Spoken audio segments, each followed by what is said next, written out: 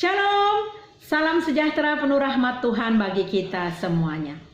Saudaraku, kita berbuah bukan hanya karena kita rajin membaca firman Tuhan, tetapi juga karena kita rajin mempraktekkannya dalam hidup kita. Senang sekali mengawali pagi hari ini bersama saya Evangelis Agnes Yagian. Kita akan mendengarkan sapaan firman Tuhan. Mari kita berdoa.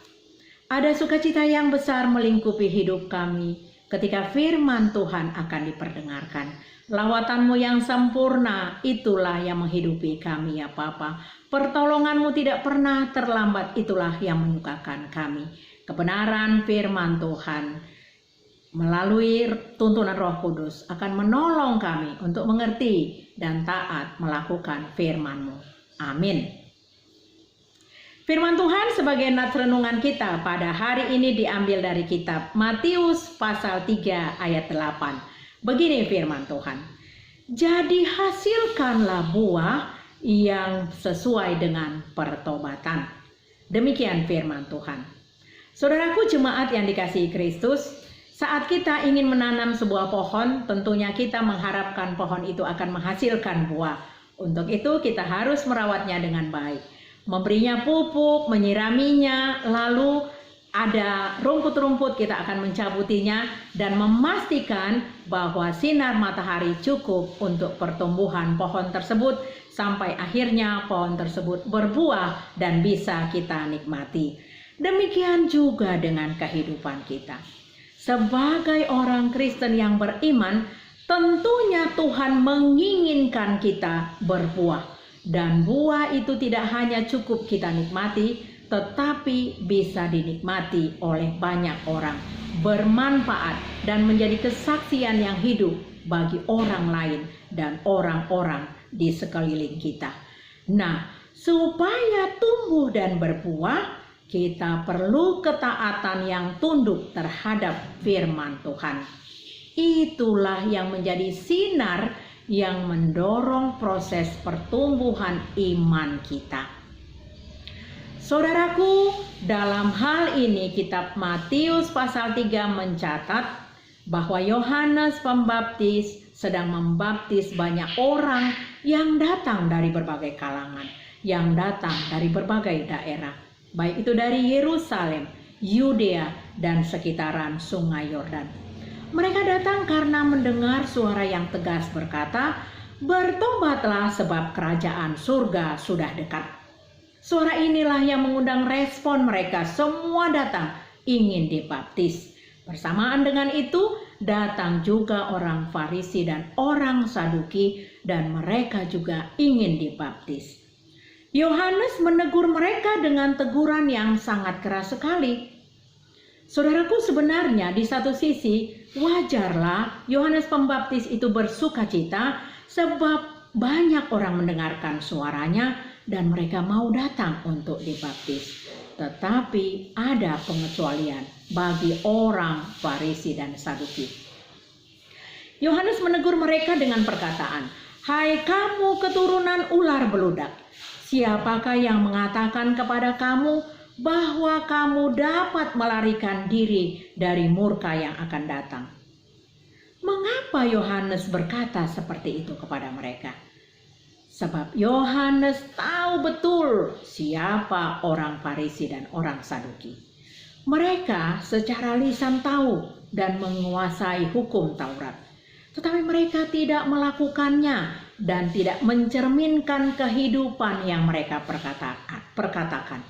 Jadi perkataan mereka tidak sesuai dengan perbuatan. Mereka adalah orang-orang munafik. Mereka mengajarkan tentang keadilan. Mereka mengajarkan tentang belas kasihan. Tetapi mereka tidak melakukannya di dalam kehidupan mereka. Yohanes ingin mengajarkan kepada mereka agar tidak salah paham tentang baptisan. Jangan mengira kalau mereka dibaptis akan terhindar dari murka dan hukum Allah. Dalam hal ini Yohanes mau meluruskan konsep tentang baptisan, bahwa baptisan bukanlah syarat untuk diselamatkan. Baptisan adalah tanda sebuah pertobatan, yakni yang tadinya kita adalah anak-anak kerajaan maut menjadi anak-anak terang. Yang tadinya kita adalah anak-anak dunia menjadi anak-anak Tuhan. Dan jangan pula mereka mengira karena mereka adalah anak-anak Abraham dan mereka sangat yakin pasti diselamatkan. Itulah sebabnya Yohanes berkata kepada mereka, Tuhan Allah bisa membuat anak-anak Abraham dari batu-batu ini. Jadi hasilkanlah buah dari pertobatan. Saudaraku, teguran Yohanes kepada orang Farisi dan orang Saduki itu juga berlaku bagi kita saat ini. Dikatakan, tunjukkanlah bahwa kamu sudah bertobat dari dosa-dosamu dengan perbuatanmu. Supaya setiap kita yang sudah bertobat haruslah mengalami perubahan yang total dalam kehidupan iman kita. Pertobatan yang dimaksud di sini adalah pertobatan yang sungguh-sungguh berbalik arah 180 derajat. Tidak lagi mengikuti cara-cara hidup yang lama dan meninggalkan tabiat-tabiat lama.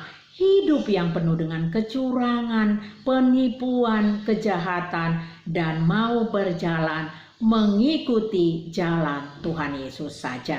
Meneladani cara hidup Tuhan, menjadikan Tuhan Yesus sebagai batu penjuru.